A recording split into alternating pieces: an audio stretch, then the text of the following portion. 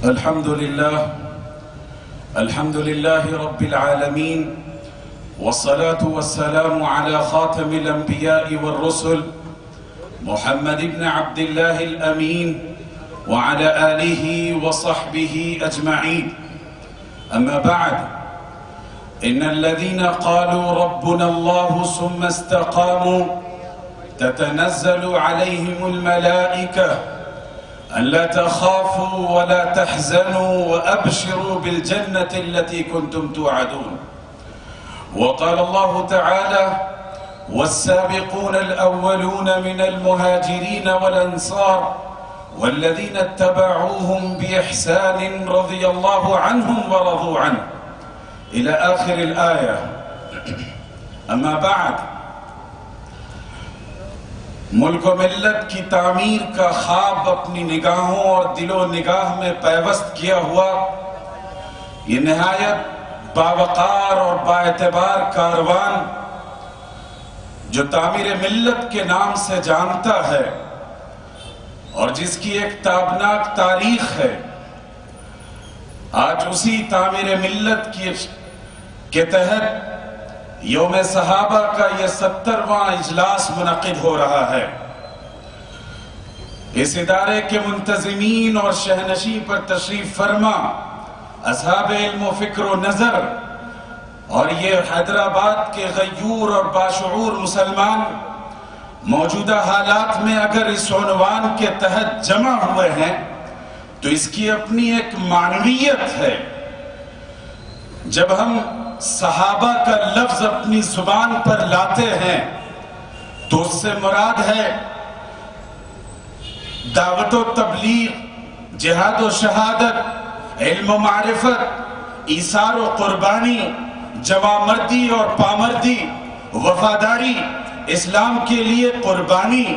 یہ وہ تمام خوبیاں اور وہ صفات ہیں جو اس ایک لفظ کے سائے کے تحت جمع ہو جاتے ہیں۔ صحابہ کی تاریخ پر نگاہ ڈالیے اور ان کی زندگی سے ہمیں سیکھنا چاہیے۔ بلا شبہ صحابہ کی تاریخ، ان کے واقعات، ان کی زندگی کے حالات سے آگہی ہماری شرعی ذمہ داری ہے، اور اس کے ساتھ ساتھ صحابہ کی زندگی سے ہمیں کیا سبق ملتا ہے، ہم اپنی زندگی کے لیے کیا رہنمائی پاتے ہیں، اس بات سے بھی واقف ہونا ہماری شرعی ذمہ داری ہے۔ صحابہ کون تھے؟ یہ آغوش رسالت میں تربیت پانے والے، پرورش پانے والی وہ نسل تھی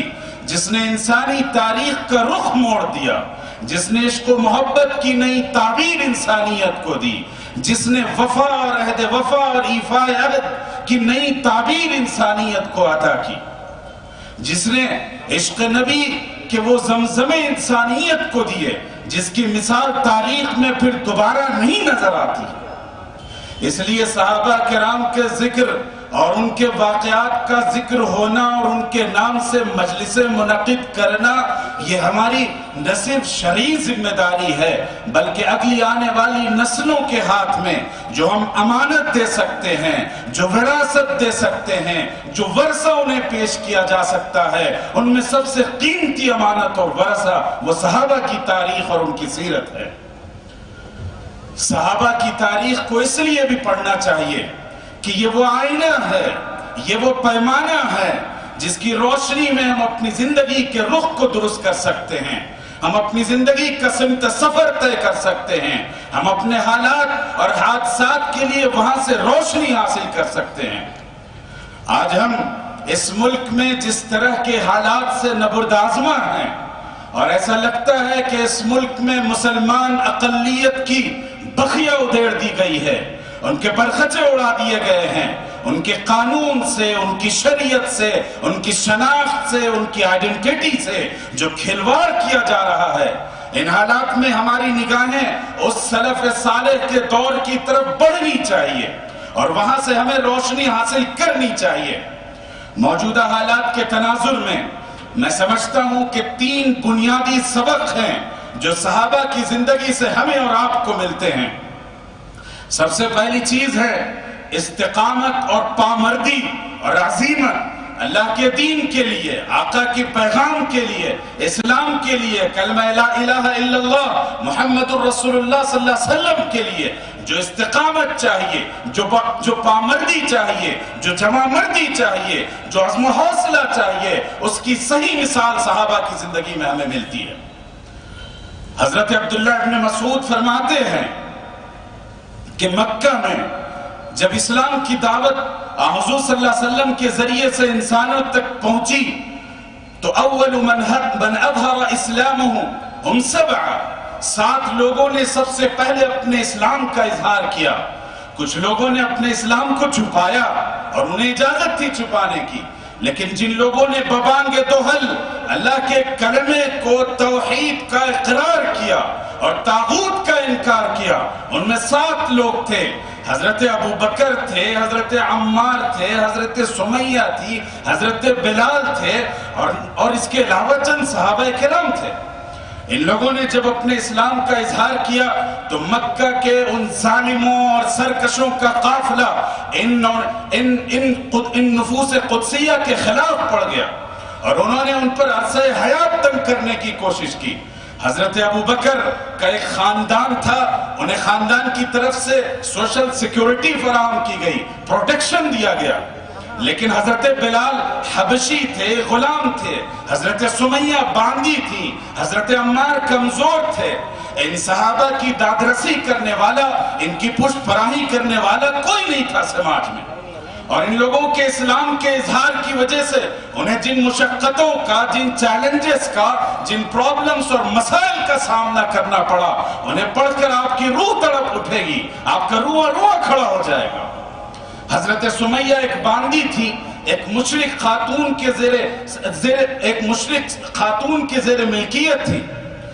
جب ان کے اسلام کا اظہار ہوا تو اس خاتون نے اپنی دیگر باندیوں کو حکم دیا کہ سمیہ کے سر پر جوتے برسائے جائیں، انہیں صبح شام ان کے سر پر چپلیں ماری جائیں، اور عالم یہ تھا کہ درد سے ان کا پورا جسم کراہ اٹھتا تھا، آہیں بھرتی تھیں، لیکن ان ظالموں کے دل میں کوئی رحم پیدا نہیں ہوتا۔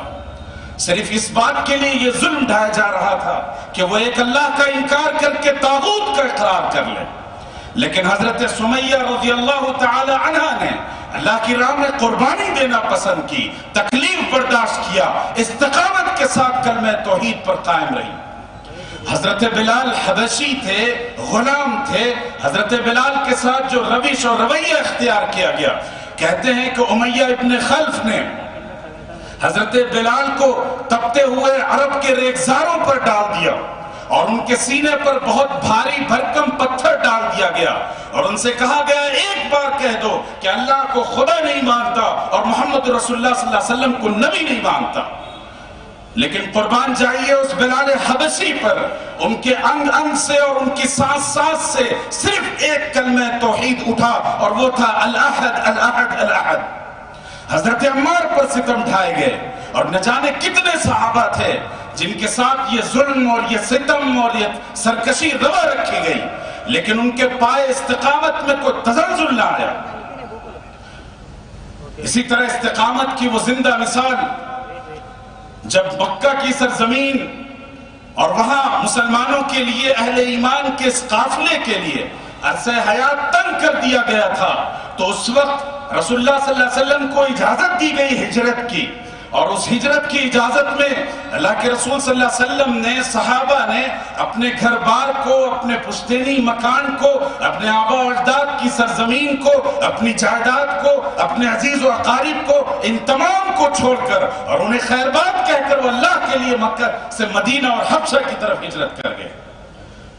آپ ہجرت کے درد کو جاننا چاہتے ہیں تو سیریا کے مسلمانوں سے جا کر پوچھئے، برما کے مظلوموں سے جا کر پوچھئے، آسام کے ان مسلمانوں سے جا کر پوچھئے جن کی شہریت سوخت کر دی گئی ہے۔ تو یہ قربانیاں دی گئی تھی، لیکن ان قربانیوں کے باوجود کبھی پائے استقامت میں تزلزل نہیں آیا،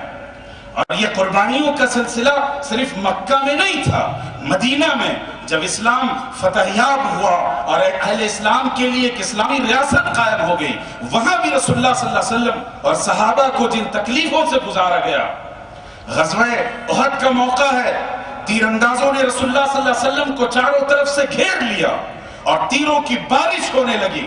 اس موقع پر ابو طلحہ سامنے سے آ کر رسول اللہ صلی اللہ علیہ وسلم کے لیے ڈھال بن کر کھڑے ہو گئے، ایک صحابی پیچھے سے آ کر کھڑے ہو گئے، کوئی دائیں اور بائیں سے آ کر انہوں نے رسول اللہ صلی اللہ علیہ وسلم کے گرد حالہ بنا لیا، اپنے سینوں پر تیروں کی بارش کا استقبال کیا، لیکن آقا جناب محمد رسول اللہ صلی اللہ علیہ وسلم کو ہلکی سی خراش تک لگنے نہ دی۔ یہ استقامت تھی، یہ صبر تھا، یہ عزیمت تھی، یہ وہ کردار تھا نبوی جو آج، یہ وہ صحابہ کا کردار تھا جس کی آج ہمیں اس ملک میں ضرورت ہے۔ ہم حکومت کے قانونوں سے، ان کی سازشوں سے، ان کے مظالم سے تنگ آ جاتے ہیں اور دل برداشتہ ہو جاتے ہیں، اور ہمیں احساس ہونے لگتا ہے کہ ہمیں اس ملک کو چھوڑ دینا چاہیے، قانون شریعت پر کمپرمائز کر لینا چاہیے۔ خدا کی قسم اگر ہمارے دل میں یہ احساس پیدا بھی ہوتا ہے تو ہم اللہ کے رسول کو منہ نہیں دکھا سکتے۔ تو سب سے پہلا کردار اور سب سے مضبوط کردار موجودہ حالات کے تناظر میں جو ہمیں چاہیے وہ یہ ہے کہ ہندوستان کے مسلمان صحابہ کی اس تاریخ کو اور اس کردار کو نہ صرف پڑھیں بلکہ اپنی اگلی نسلوں تک منتقل کریں اور ان کو وہ تربیت دے کہ عظیمت کا وہ کردار ان کے اندر زندہ ہو۔ اور دوسری بات، صحابہ کی زندگی سے جو ہمارے اور آپ کے لیے سبق ہے وہ اخوت اور اتحاد کا سبق۔ رسول اللہ صلی اللہ علیہ وسلم دلوں کو جوڑنے کے لیے بھیجے گئے تھے، روٹھے ہوا کو ایک دوسرے کے قریب لانے کے لیے بھیجے گئے تھے۔ خاندانوں میں، عرب کے قبائل میں جو برسا برس سے جنگیں چلی آ رہی تھی، ان جنگوں کو دامن رسالت کے ذریعے سے حل کیا گیا اور ان میں باہم اتنی محبت اور اخوت پیدا کر دی گئی کہ وہ شیر و شکل ہو کر ایک دوسرے کے ساتھ جینے لگے۔ اخوت اور مواخات کا وہ واقعہ جو ہجرت مدینہ کے بعد رسول اللہ صلی اللہ علیہ وسلم نے انصار اور مہاجرین کے درمیان کروایا، جس میں ایک دوسرے کو بھائی بھائی بنا دیا گیا، ایک دوسرے کے غم اور درد میں اور خوشی اور مسرت میں ایک دوسرے کا شریک کار بنا دیا گیا۔ آج اس ملک میں اسی مواخات کی ضرورت ہے۔ اگر ہم مسلکوں کی بنیاد پر، اپنے مشارب کی بنیاد پر، اپنی مذہبی بنیادوں پر اور چند چھوٹے چھوٹے فروعی اختلافات کی بنیاد پر امت کے اس جسم میں اگر اختلاف کا نشتر بھونکیں گے اور امت کے اس جسم کو تار تار کرنے کی کوشش کریں گے تو یاد رکھیے اللہ کے رسول صلی اللہ علیہ وسلم ہمیں معاف نہیں کرتے۔ اللہ کے رسول تو اس لیے بھیجے گئے تھے کہ ٹوٹے ہوئے دلوں کو جوڑ دیا جائے۔ آپ جانتے ہیں تاریخ کا ایک واقعہ ہے، حضرت علی ابن ابی طالب رضی اللہ تعالی عنہ اور حضرت امیر معاویہ رضی اللہ تعالی عنہ کے درمیان ایک سیاسی اختلاف ہوا، بات جنگ تک چلی گئی۔ اس موقع پر روم کے بادشاہ نے حضرت معاویہ کو خط لکھ کر یہ کہا، یا معاویہ نحن ننصرک برجالنا وسلاحنا ومالنا، ہم تمہاری مدد کریں گے اپنی فوج کے ذریعے سے، اپنے مال و اسباب کے ذریعے سے، اپنے تمام تر طاقتوں اور توانائی کے ذریعے سے علی کے خلاف تمہاری مدد کریں گے تاکہ تم کامیاب ہو جاؤ اور اپنی منزل تک پہنچ جاؤ۔ قربان جائیے اس صحابی کے کردار پر، اور یہ کردار پیدا ہوا دربار نبوت کی تربیت سے۔ حضرت امیر معاویہ رضی اللہ تعالی عنہ نے فرمایا، من معاویہ ابن سفیان الى کلب الروم، یہ خط معاویہ ابن سفیان سے روم کے اس کتے کے نام لکھا جا رہا ہے، اور انہوں نے کہا کہ ہم اسلام کے اعتبار سے، رنگ و نسل کے اعتبار سے بھائی بھائی ہیں، میں اور علی ایک دوسرے کے بھائی ہیں، اور یاد رکھو اے روم کے کتے، اگر تم نے ایسا ارادہ بھی کیا تو میں ایک ایسی فوج تیار کروں گا جس کا ایک سرا تمہارے پاس روم میں ہوگا اور دوسرا سرا میرے پاس ہوگا، اور میرے فوجی تمہارا سر قلم کر کر لا کے دیں گے اور میں اسے علی کے قدموں میں ڈال دوں گا۔ یہ اتحاد، یہ اخوت، یہ ایک دوسرے پر ایثار کا جذبہ امت کے اندر سے کم ہوتا جا رہا ہے۔ ہم فروعی اختلافات کی بنیاد پر اور چند سیاسی وابستگیوں کی بنیاد پر امت کو اختلاف کا شکار کر دیتے ہیں، امت کے اتحاد کو تار تار کر دیتے ہیں۔ یاد رکھیے اس امت کے اختلاف سے پیام نبوی کو نقصان پہنچتا ہے۔ رسول اللہ صلی اللہ علیہ وسلم کی شریعت کو اس ملک میں نقصان پہنچتا ہے، اور اگر یہ امت مستحد ہو جائے، مستحکم ہو جائے، منظم ہو جائے، تو یاد رکھیے کہ آسمان سے بجلیاں برسیں یا طوفان آئیں یا آپ کے سینوں پر گولیاں چلا دی جائیں، تب بھی امت کا یہ کارواں کبھی تاب و تھکن کا شکار نہیں ہوگا، کبھی رسوا نہیں ہو سکتا، کبھی ناکام نہیں ہو سکتا۔ اس لیے اہل ایمان کے اس قافلے کو متحد کرنا ہے اور صحابہ کے اس اسوے کو اپنانا ہوگا۔ اوس و خزرج کا نام سنا ہوگا کہ صحابہ میں جو انصار تھے، انصار میں دو بڑے قبیلے تھے، ان میں باہم جنگیں ہوا کرتی تھی اور برسا برس اور صدیوں سے ان کے درمیان جنگیں چلی آئیں، لیکن رسول اللہ صلی اللہ علیہ وسلم نے اخوت و محبت کی شیرینی میں اس طرح انہیں شیر و شکر کی طرح کھول دیا کہ کبھی وہ ایک دوسرے کے در پہ نہیں ہوئے، ایک دوسرے کی قیادت کو، سیادت کو، مقام و مرتبے کو نہ صرف تسلیم کیا بلکہ اس کا اعتراف کیا۔ اس لیے صحابہ کی زندگی سے جو دوسرا بڑا اہم سبق ہے ہمارے اور آپ کے لیے، وہ یہ ہے کہ امت کو متحد کیجئے۔ وہ قلم اور وہ زبان جو امت کو اختلاف کا شکار کرتی ہو، وہ اس امت کی زبان نہیں ہو سکتی، وہ ظالموں کی ہو سکتی ہے، وہ سرکشوں کی ہو سکتی ہے، وہ باغیوں کی ہو سکتی ہے، وہ ہمارے دشمنوں کی ہو سکتی ہے، لیکن ہمارے اپنوں کی نہیں ہو سکتی۔ اور تیسری بات، رسول اللہ صلی اللہ علیہ وسلم سے عشق و محبت، وارفتگی، ان پر جان قربان کر دینے کا جذبہ،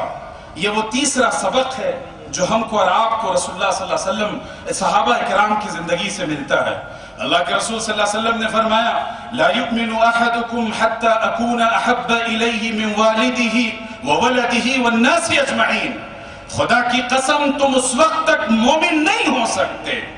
جب تک تمہاری اولاد، تمہارے آبا و اجداد اور تمام تر لوگوں سے زیادہ تم مجھ سے محبت کرنے لگو۔ حضرت علی رضی اللہ تعالی عنہ سے صحابہ نے پوچھا، کسی صاحب نے پوچھا کیف تحبون رسول اللہ صلی اللہ علیہ وسلم، آپ لوگ رسول اللہ صلی اللہ علیہ وسلم سے کیسی محبت رکھتے تھے؟ حضرت علی نے جو جملہ فرمایا، انہوں نے فرمایا کہ کان احب الینا من آبائنا و اولادنا و امہاتنا و اموالنا، کہ رسول اللہ صلی اللہ علیہ وسلم ہمیں عزیز تھے،